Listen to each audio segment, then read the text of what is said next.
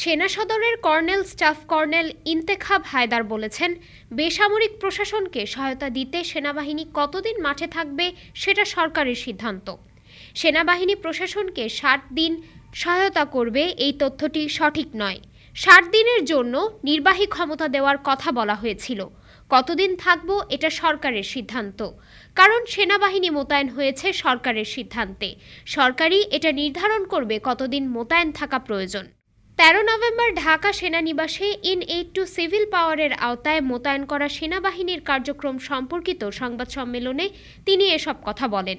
এ সময় তিনি সাংবাদিকদের উদ্দেশ্যে বলেন, মানবাধিকার লঙ্ঘন বা বিচার বহির্ভূত হত্যা প্রতিরোধ করার ব্যাপারে সেনাবাহিনী অত্যন্ত সচেতন। এই ব্যাপারে আমাদের সর্বোচ্চ নেতৃত্বের নির্দিষ্ট আদেশ রয়েছে যে কোনো ধরনের পরিস্থিতিতে যেন আমরা সেনাবাহিনী বিচার বহির্ভূত হত্যা সংঘটিত হতে না দিই। সর্বোচ্চ চেষ্টা থাকবে এটা প্রতিরোধ করার।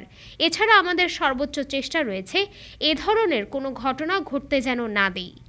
সংবাদ সম্মেলনে কর্নেল ইন্তেখাব হায়দার খান আরও জানান, দেশব্যাপী চলমান অভিযানে 6000-এর বেশি অবৈধ অস্ত্র ও প্রায় 2 লাখ রাউন্ড গোলাবারুদ উদ্ধার করেছে বাংলাদেশ সেনাবাহিনী।